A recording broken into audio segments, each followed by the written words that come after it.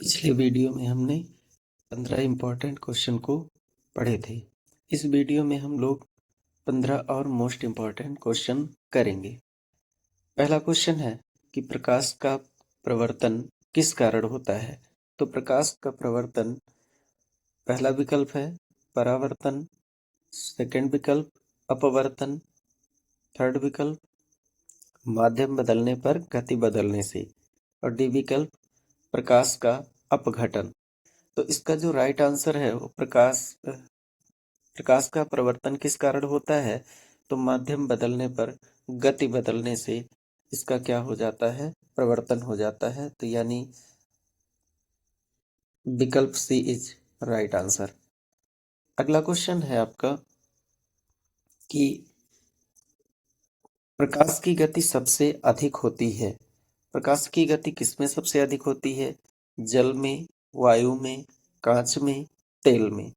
तो सब प्रकाश की सबसे अधिक जो गति होती है वो वायु में होती है, क्योंकि वायु का अपवर्तनांक सबसे कम होता है, इसीलिए प्रकाश की गति सबसे अधिक होती है। अगला क्वेश्चन है आपका कि यदि प्रकाश वायु से कांच में जाता है तो पहला पॉइंट अभिलंब की ओर मुड़ता है, दूसरा अभिलंब से दूर मुड़ता है, तीसरा सीधा चलता है, और चौथा गायब हो जाता है। यदि प्रकाश वायु से कांच में जाता है तो एक माध्यम से दूसरे माध्यम में जाता है, तो प्रकाश से वायु जो है वो विरल माध्यम है, कांच क्या है, सघन माध्यम है। तो जब प्रकाश की किरण किसी विरल माध्यम से सघन माध्यम में जाती है तो अभिलंब की ओर मुड़ जाता है। इसका मतलब विकल्प ए इज राइट आंसर। अगला क्वेश्चन है आपका कि प्रकाश अपवर्तन का नियम किसने दिया था। प्रकाश के अपवर्तन का नियम किसने दिया था? न्यूटन ने, हुक ने, स्नेल ने, मैक्सवेल ने। तो अपवर्तन का नियम जो दिया था वो स्नेल ने दिया था, यानी वैज्ञानिक स्नेल ने प्रकाश के अपवर्तन के नियम को दिया था, यानी विकल्प सी इज राइट आंसर। अगला क्वेश्चन है स्नेल का नियम इस रूप में व्यक्त किया जाता है। तो स्नेल का नियम यन बराबर साइन आई बटे साइन आर। यन जो होता है वो एक स्थिरांक होता है, यानी विकल्प ए इज राइट आंसर होगा। विकल्प ए इस क्वेश्चन का करेक्ट आंसर है। अगला क्वेश्चन है आपका अपवर्तनांक का सूत्र है। तो जो पिछला क्वेश्चन था वैसा ही है, यन बराबर सी बाई बी, यानी answer B is right answer. D विकल्प जो है वो राइट आंसर होगा। अगला क्वेश्चन आपका 7वां क्वेश्चन है जल का अपवर्तनांक लगभग है 1, 1.33, 1.5, 1.66। तो कांच का अपवर्तनांक जो होता है 1.5 होता है, जल का अपवर्तनांक होगा 1.33, यानी answer B is right answer. जो बी विकल्प है वो आपका राइट आंसर है 1.33।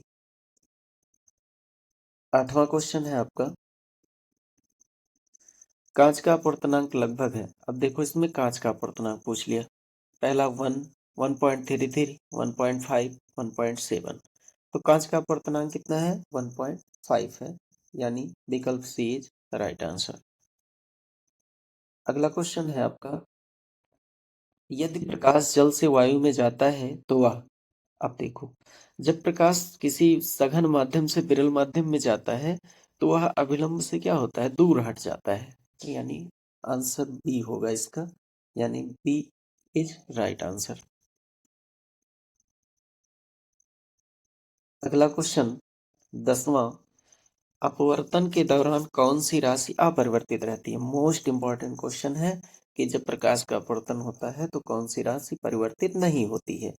तो ये है आपका तरंग दैर्घ्य बदल जाता है, गति भी बदल जाता है, आवृत्ति नहीं बदलता है, जबकि दिशा भी उसका क्या हो जाता है, परिवर्तित हो जाता है, यानी विकल्प सी इज राइट आंसर। अगला क्वेश्चन है आपका मृग तृष्णा किस घटना के कारण होती है। पहला परावर्तन, दूसरा अपवर्तन, तीसरा अपघटन, चौथा व्यतिकरण। तो मृग तृष्णा जो है मरीचिका इसी कारण होता है, यानी प्रकाश के अपवर्तन के कारण ही यहाँ पर घटना होती है, और वो मृगतृष्णा जो बनता है वो आपका प्रकाश के अपवर्तन के कारण ही होता है। अगला क्वेश्चन आपका,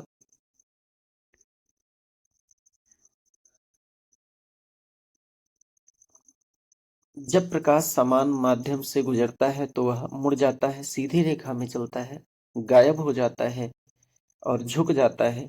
तो जब प्रकाश किसी समान माध्यम में गुजरता है तो वह एक सीधी रेखा में चलता है, यानी आंसर बी इसका राइट आंसर होगा। अगला क्वेश्चन, यदि आपतन कोण अपवर्तन कोण हो तो दोनों माध्यम अलग, समान, विपरीत, और चौथा विकल्प डी कोई नहीं। तो ये अगर आपतन कोण अपवर्तन कोण है तो माध्यम आपका क्या होगा, समान होगा, यानी आंसर बी इज